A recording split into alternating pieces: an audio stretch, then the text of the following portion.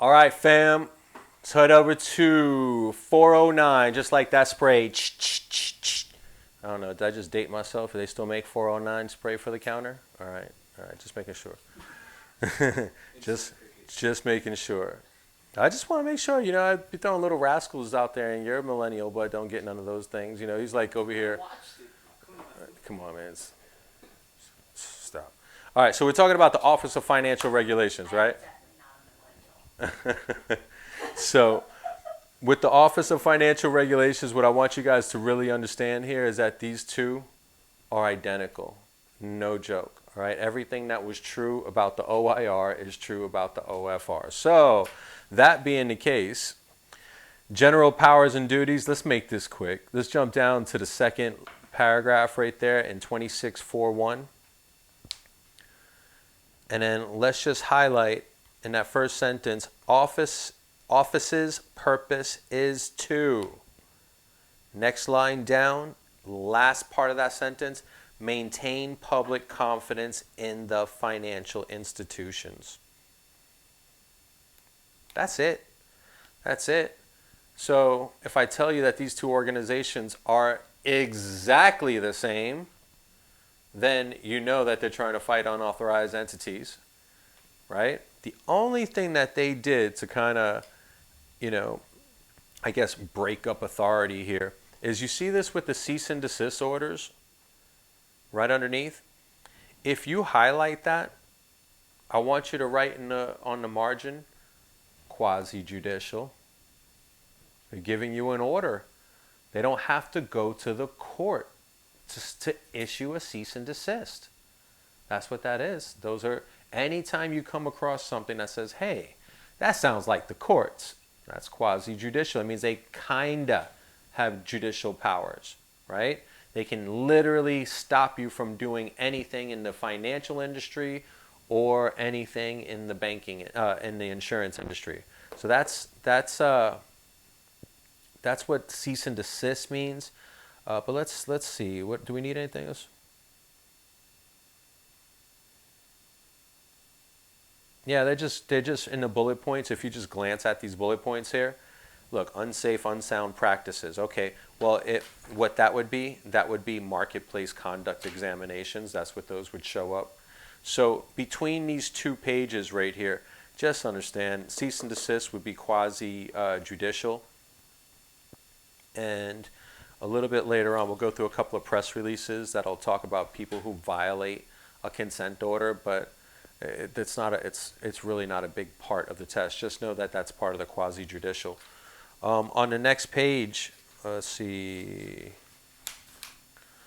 Let's jump down to investigations at the. Oh, let me just tell you right now, okay? Because I know everybody gets to a page and they got to look at the pictures. Just don't play. My millennials over here right now looking at pictures, right? So you see where it says Financial Services Commission, and then it has that diagram. That is the most garbage diagram that I can't believe they have the nerve to put this in here, because when you glance at that, doesn't that mean that the Financial Services Commission is at the top of the totem pole? That's not true. Who is the Financial Services Commission overseeing? The OIR, Office of Insurance Regulation, and the OFR, Office of Financial Regulations. So this Department of Financial Services is completely wrong in this model. They don't touch. That's why I gave you the CFO in the middle as a stick figure, holding the Financial Services Commission in one hand, because in that hand he has two offices to regulate the industry, which is the insurers and the banks. In this hand, he is head of the Department of Financial Services, which takes care of everything consumers, agents, and agencies have to deal with. That diagram is wrong. Okay, so Steph, don't do it in that book, but everybody else can just cross out the Department of Financial Services on that flow chart. It is absolutely wrong. That is, this flow chart here would literally get you wrong answers on the test, because if they ask you who's in charge of the Financial Services Commission, doesn't this tell you that the Department of Financial Services is under the commission? Did I say that backwards? I said that backwards. So, but if the question was to ask you, you know, who regulates the Department of Financial Services? The answer is definitely not the Financial Services Commission, but that's what they're telling you right there. So make sure you write that down. Just put I want you to X that out completely. Completely. It's completely wrong. So, but right above that, investigations. Okay? Remember, the Department of Financial Services has sworn law enforcement officers. They have guns. They can detain you. They can arrest you and then take you to jail, right? This wouldn't make sense. Remember, we're talking about the Office of Financial Regulations. Can you imagine sending an armed law enforcement officer into Bank of America on, you know, Windermere and Vineland over here or something like that? That would be silly. You don't have to do. Send in a pencil pusher, you know, a little accounting geeks. Sorry, accounting geeks. We love you. But I want to point out it's the way they wrote this. So highlight investigations. And in that first line, the office may make investigations within or outside the state. That's called process agent. Okay, so in the margin, put a little arrow there. And then I want you to write CFO. And then right under that, process agent. That means if you live in the United States, anywhere, and let's just say you're not in Florida, and you commit an insurance crime, go gadget arm, because I can get you in anywhere you're at. I can get you in anywhere, unless you're outside of the country. Okay, but that power right there, they mention it in reference to the CFO is able to receive process. Okay, that word process has something to do with a lawsuit typically, okay, or something criminal or something like that. So just keep that key word. That's what that means. That was one of those things that took me a minute to figure out myself. So that also goes. So that's a CFO authority, right? So if the office can do it, the Office of Financial, then the Office of Insurance Regulation can do it, and the DFS can do it also. Okay.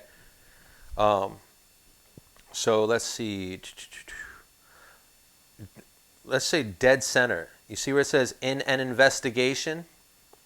Highlight, start there. In an investigation, the office has the power to, next line down, administer oaths, affirmations, take testimony, depositions, issue subpoenas to, and then skip that, issue subpoenas to, and then jump over to that word appear.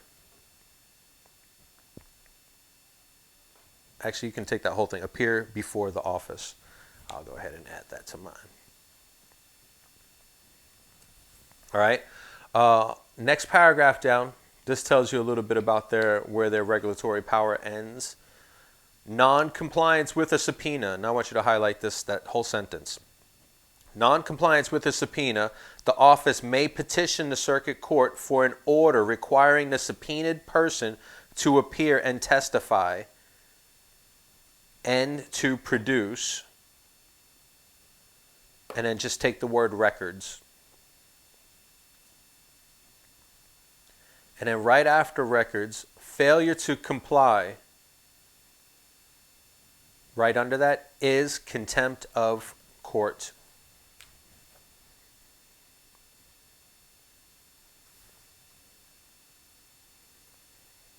All right. The reason that they don't say anything about that, but contempt of court, you can be arrested for contempt of court. Okay?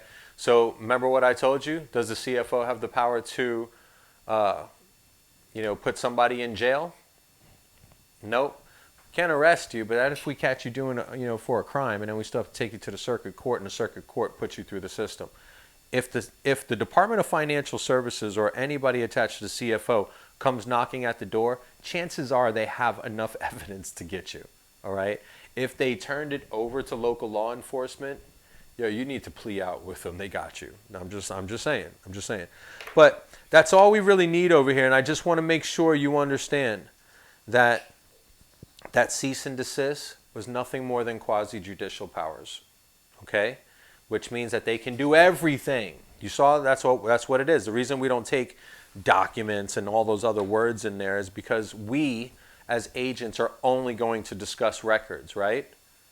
That's it.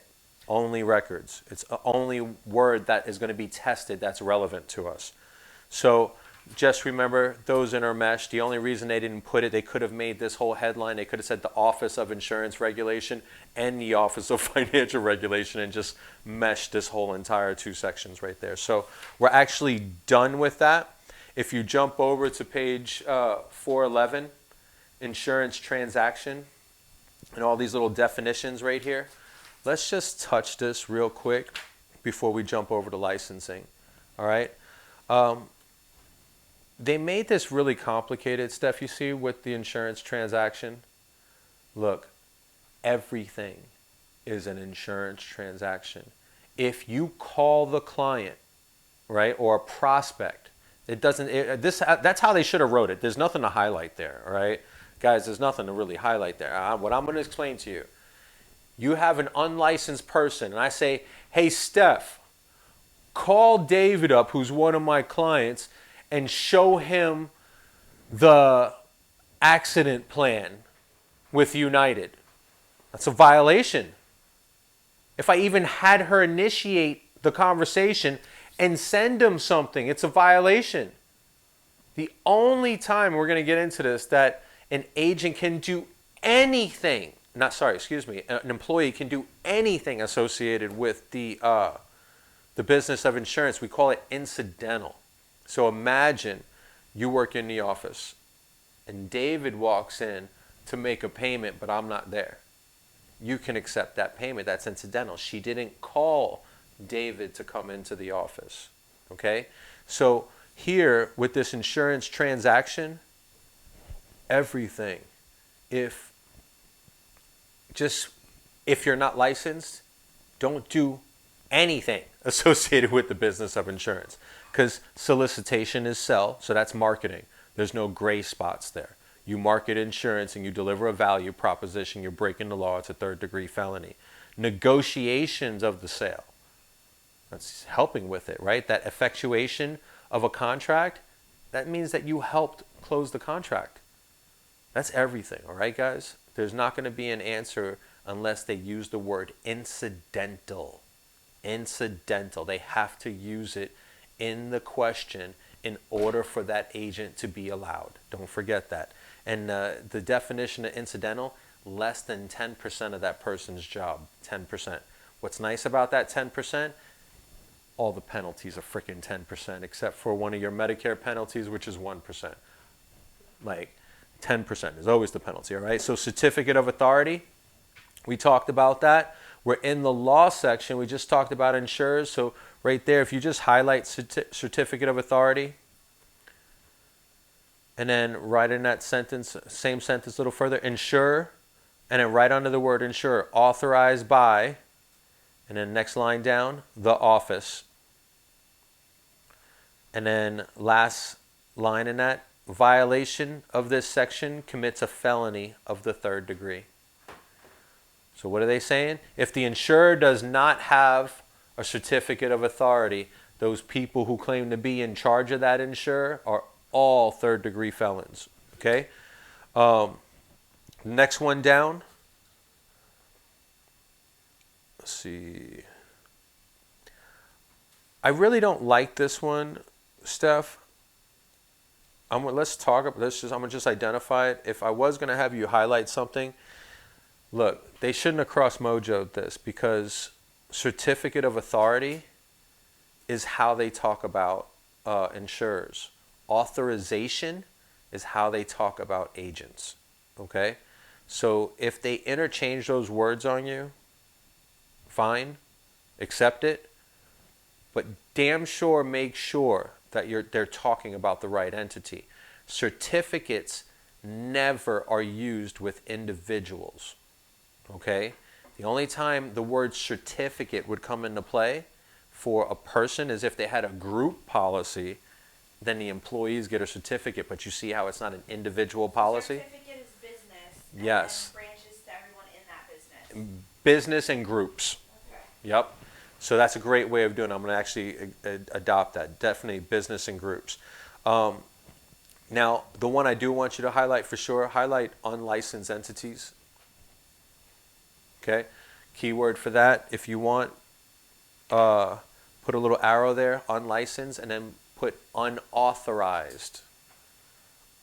Look, you might as well be an insurance industry terrorist if you're conducting the business of insurance without a license.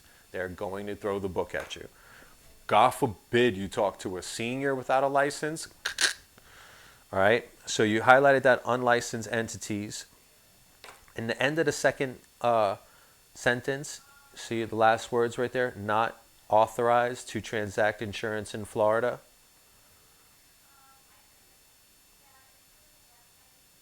And then see that word right afterwards, if and unauthorized, but just highlight unauthorized insurer. And then I want you to jump down 1, 2, 3, 4, 5 lines underneath that unauthorized. You see the word liable? Highlight liable for the full amount of the claim. So what that's saying is that from a criminal standpoint, in the paragraph above, we just know that they committed a third-degree felony, right? That unlicensed entity right there, what they're saying there is that not only is it a felony, but they're responsible for the full claim, okay? So it's a felony. When you get charged for it, you have to pay this full claim. Yeah, so let's just say, you know, I sold you a policy from an insurer that wasn't authorized. Not only am I facing a third-degree felony for aiding an unauthorized entity, but let's just say it was a major diagnosis. That's the restitution. So what they're saying there is my restitution to you and the insurer's restitution to you is paying 100% of your claims plus whatever other nonsense comes in. It's serious. They are not playing around because you got to think about this. A lot of people don't realize insurance is a financial solution. So it's literally like me stealing money out of your account. If you have to pay for it, you know, they say it's not what you make is what you keep. So now let's take penalties for violation right under it. And let's go under that. Let's go any insurance agent who knowingly represents or aids an unauthorized insurer commits a felony of the third degree. So that's way at the bottom, penalties for violation, and right under the word violation, any insurance agent, and then later on in that sentence, who knowingly represents or aids an unauthorized insurer commits a felony of the third degree. And then next sentence down, unauthorized insurer fails to pay, and then jump over to claim. Next line down, like kind of in between that little void right there, any person, and then right under any person, not authorized will be liable to the insured for the full amount of the claim.